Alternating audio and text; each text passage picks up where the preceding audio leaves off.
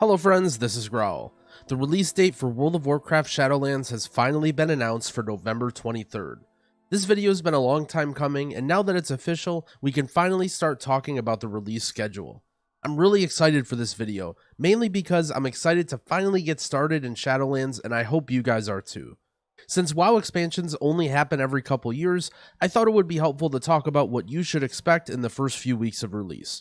Although they've given a lot of hints and individual details, they have not given specific guidelines on what matters the most: the loot. The main focus in the video is going to be just that, loot. I'm going to talk about the highest loot that's available in each stage of release and what you should be doing to get it.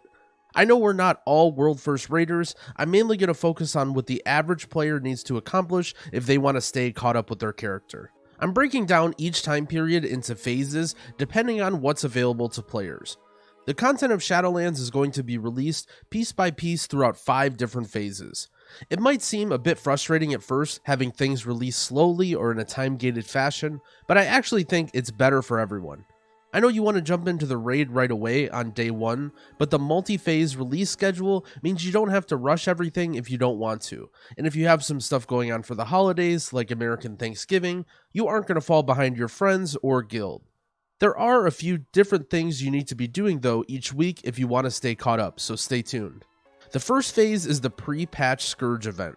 Although this isn't technically part of the release, many people are excited for it, and lore-wise it does play a big part. The event is going to start November 10th and last through November 22nd. This event is going to set the stage of the Shadowlands expansion with 2 weeks worth of quests guiding you through the plot leading up to the Shadowlands. Everything is centered around Icecrown, which not only includes quests, but also rares, dailies, and world bosses. The bosses drop items that are item level 100, which is significantly better than the gear given to boosted characters if you opt for a level 50 pre-made character boost. Although your gear won't make a huge difference for leveling, many people want it to go as smooth as possible, so if you haven't played any Battle for Azeroth, this event is a good opportunity to grab a quick gear boost to any of your characters. The first phase will be the last opportunity you have to level characters for a while. Since once Shadowlands is released, you'll likely want to dive into the new stuff instead of leveling through old zones. I'd recommend during this phase, you level any alts up to level 50 before Shadowlands is released. So many people are still soul searching, deciding what to main. Don't limit your options. You can have multiple characters at max level and maintained all the way until Castle Nathria releases quite easily if you want to keep your options open. The next phase, which I'm calling the launch phase, is very short. In World of Warcraft, NA, EU, and KR realms have different patch days and reset times. The Shadowlands release, however, is global. Everyone jumps in at the same time around 3 PM Pacific time or closer to 10 PM or midnight for our EU friends. This means there's going to be a weird period between the release of the game and your first weekly reset that may be a different length depending on your region. It was confirmed in a blue post recently that during this time, you cannot take advantage of any weekly lockout resources such as Mythic dungeons or Soul Ash from Torghast in this time. There's no benefit of speed leveling through this very short period to reach max level before the reset, as all of the important resources will be gated. This will be Tuesday for NA, Wednesday for EU, and Thursday for KR. Most players won't even notice this extremely short phase, but I wanted to mention it before you guys stock up on Red Bull and caffeine pills trying to make max level and clear Torghast before your region resets. A quick note on leveling. Getting from 50 to 60 takes roughly 10 hours, so let's say 12 to 14 if you're taking your time and enjoying the scenery. While you level your first character, you're going to need to clear the campaign for all 4 of the major Shadowlands zones, so there won't be any crazy XP farming or instant level 60 strategies. Going through all the quests starting at level 60 will land you pretty close to level 60 if not already there, so don't stress out guys, just relax and enjoy the experiences. Get it? Experience? Like for your character but also for you? Sorry. The third phase is where we finally start getting into the action. I'm calling it the prep phase, the 2 weeks before the raid, Castle Nathria, is released. During this time, the goal is to get your characters ready for the raid and Mythic dungeons or PvP if you're into that. On that topic though, there will be no Mythic Plus in this phase and no rated PvP. Only Mythic 0 dungeons and unranked PvP skirmishes. The official seasons don't start until December 8th, so the prep phase is going to last from the first weekly reset in your region to the third weekly reset. The most important thing you need to do in each of these 2 weeks is to hit your weekly cap for Soul Ash.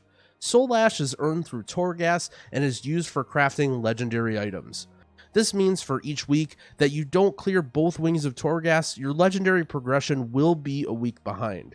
In the current game, there is no catch-up for this resource, so once you miss out, it's gone. Although it's possible that there will be a way to earn Miss Soul Ash later on, it's likely that for the first few months, you'll need to clear the wings every week on every character that you want to play. There are some legendaries that you can't unlock yet. I imagine it will be optimal for some specs to actually not craft legendaries right away and instead pool their Soul Ash for later weeks. If you don't know much about Torghast and want to learn more, check the description for a link to my video explaining the system. Although Mythic Plus isn't in the game yet, you can still farm dungeons for loot. Normal and heroic dungeons can be repeated as many times as you'd like, with 158 and 171 item level rewards respectively. Mythic dungeons drop 183 item level, however they can only be cleared once a week. Although this Mythic dungeon loot will be irrelevant once Mythic Plus and the raid is released, it's going to be the best loot you can get for the first 2 weeks before you set foot into Castle Nathria. Make sure you're taking advantage of it. I'm going to be making guides for each Mythic dungeon on my channel in the weeks before Shadowlands release, so don't forget to subscribe so that you don't miss those when they come out. One small thing to note here is the world boss loot. In the dungeon journal, it's listed as 207 item level. I'm not sure when these will be available, but world bosses will have a weekly lockout similar to Mythic dungeons. You can kill them once a week for a chance at loot, and although the drop rate is low, any loot you get from them is incredibly powerful early on. I don't know exactly when these will be added. They might not be added until the raid is released, but if they are active during this prep phase, make sure you're killing them on every character. The prep phase isn't just for getting loot, it's also a great time to perfect your UI, practice your main or off specs, and level any additional alts. Since there's no rush to get into the raid or Mythic Plus, once you get your lockouts done for the week, you're mostly done. There's no repeatable loot farming you can do to get actually good gear. Professions can also be worked on during this time as well. Even though people aren't going to be using a lot of consumables quite yet, you know once the raid is released they will. Flasks, potions, armor kits, and everything else is going to be a great opportunity to make some gold early on. Set yourself up for success early on by playing the economy a bit and getting your professions and consumable situations sorted out. This is also likely your last chance of finding a guild. Once the raid opens, you're going to want to get right in there and kill as many hard bosses as possible for a chance at that sweet loot. Although in my how to find a guild video, linked in the description, I do mention it's possible to pug your way through normal and heroic. Dealing with pugs for many hours isn't for most people, however, and you may choose to just try and find a guild as a new player instead. With your Covenant selection comes Renown, a progression system that will provide benefits as you continue through your Covenant storyline. It looks similar to progression systems in some other games, and unlocks various bonuses such as followers, increased world quest rewards, and most importantly soulbind upgrades, which directly increase player power. Renown is not an endless system like Artifact or Azerite power from previous expansions. There is a limit to how much you can gain each week. Unlike Soul Ash, however, Renown has a catch-up mechanic. If your character falls behind, you can earn Renown through normal endgame activities like arena matches, dungeons, or killing raid bosses. To stay up to date though, you have to earn Renown from rare mobs and world quests, very similar to many other reputation systems in WoW's history. Although Renown is very important and tied directly to player power, because you're able to catch up on it if you miss out, I wouldn't worry about it until all of your other stuff is done. Finally, we have the raid release phase. We're one step away from the final product and we can start doing some hard stuff. Castle Nathria officially opens on this reset, although only on normal and heroic difficulty. This phase lasts only 1 week until the Mythic raid is out. The item level rewards will still be super powerful compared to anything else though, with normal dropping 200 item level and heroic 213.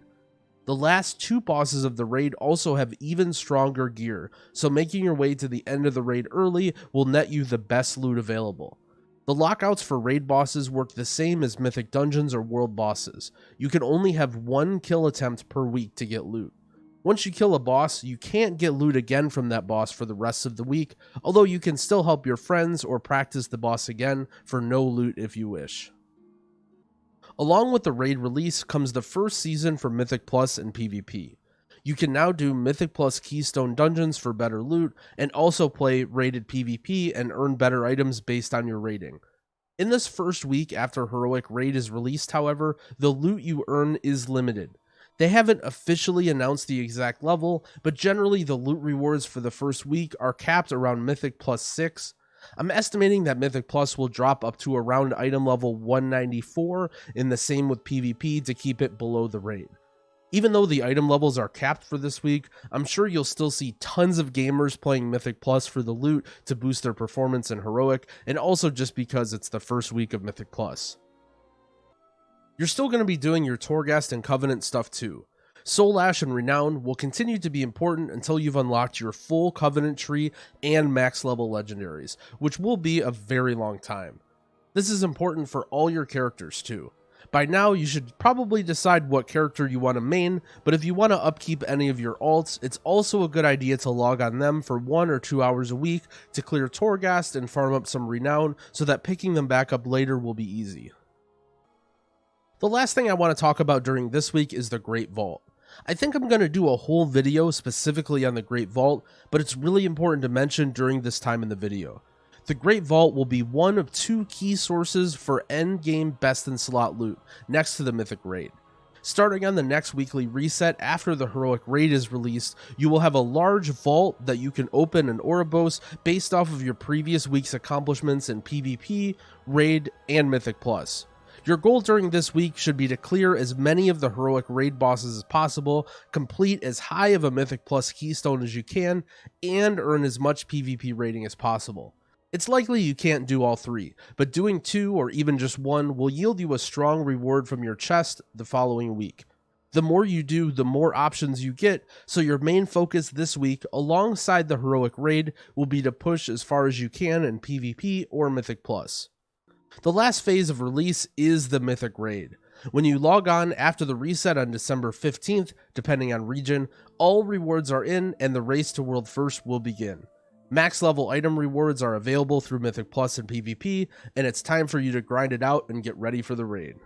Most of your best in slot loot will either come from the Mythic Raid or your weekly Great Vault chest, so most of your time and effort going forward for character progression should be spent either finding a guild, preparing to raid in that guild, or just maximizing your Great Vault rewards. For those of you worried about Mythic raiding being required for PvP or Mythic Plus, I think you'll be just fine without raiding, as long as you can earn 3 max choices in your Great Vault every week. Because of the new Great Vault changes, you will actually be getting better loot from the weekly chests than you did in Battle for Azeroth. So if you're thinking that the end of dungeon loot reduction means you have to raid, it just isn't true. For those of you that do want to push your characters to the max, it's very likely you will need to get some trinkets from the raid and loot from the last 2 bosses, since they are higher item level than anything else in the game. I don't mean to rush you though, I'm mainly just talking about where you can get your best in slot loot. Chances are in December you're still going to be finishing out getting gear from Heroic or even the normal raid.